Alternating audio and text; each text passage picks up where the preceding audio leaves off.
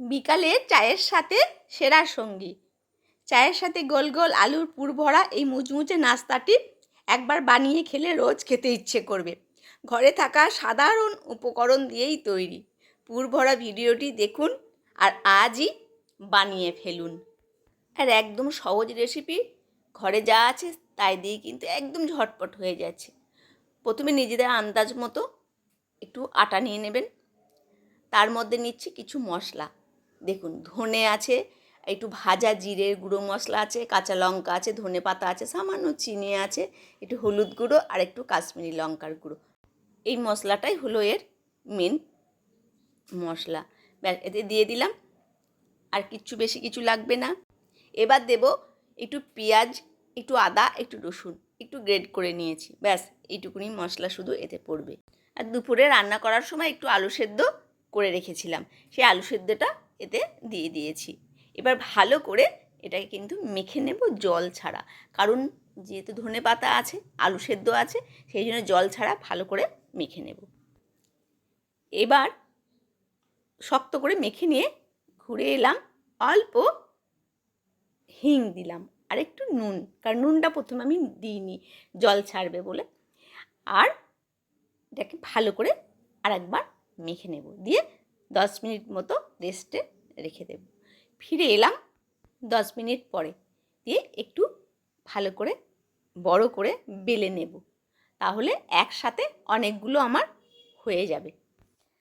ব্যাস, গ্লাস বসিয়ে বা ছোটো বাটি হোক, যে কোনো সাইজ একটা বসালে কিন্তু এগুলো সুন্দর করে ছোট্ট ছোট্ট গোল গোল আকারে করে নেব। এবার কড়াইয়ে গরম তেল বসিয়ে দিয়ে আপনাদের মতো সাইজটা করতে পারেন, একটু বড়ও করতে পারেন বা ছোটও করতে পারেন, যার যেমন ইচ্ছে হয় সেরকম।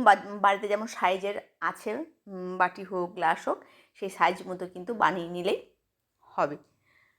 তো এইভাবে প্রত্যেকটি আমি করে নেব।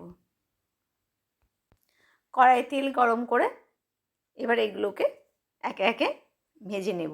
আর এত তাড়াতাড়ি একটু যদি, যেমন আলু সেদ্ধটা আমার করা ছিল, এইরকম কিছু যদি জোগাড় করা থাকে তাহলে কিন্তু একদম নিমেষের মধ্যেই কিন্তু চা করেও কিন্তু আমরা ভেজে নিতে পারবো। তো এইভাবে লাল লাল করে একে একে এবার যতগুলো করেছি একে একে সব ভেজে নেব। তো এত টেস্টি খেতে হয় চায়ের সাথে, বা বাড়িতে কোনো গেস্ট এলে পরে, বা শুধুই সসের সাথেও কিন্তু আপনারা খেতে পারবেন। এটা ভীষণই টেস্টি খেতে হয়। সবগুলো একে একে ভেজে নেব যতগুলো আমার হয়েছে। ব্যাস, আর সত্যি খুব এত তাড়াতাড়ি হয় এটা। একটুখানি রেডি করা থাকলে জিনিসপত্র কিন্তু বেশি কিন্তু টাইম আমাদের একদমই লাগে না। আমি তো মোটামুটি আধা ঘন্টা, 1.25 ঘন্টার মধ্যেই কিন্তু আমি বানিয়ে ফেলেছি।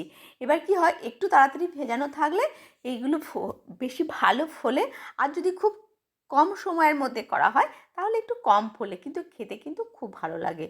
তো এতে শক্ত হয় না এগুলো, কারণ যে ইনগ্রিডিয়েন্টসগুলো পড়ে তাতে কিন্তু শক্ত হবার কোনো চান্সই থাকে না।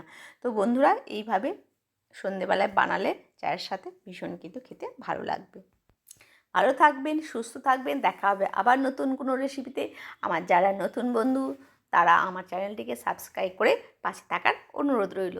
আর যারা এতক্ষণ একটা লাইক করেনি তারা অবশ্যই একটা লাইক করে দেবেন, আর আমার পাশে থাকার আপনাদের অনুরোধ রইল।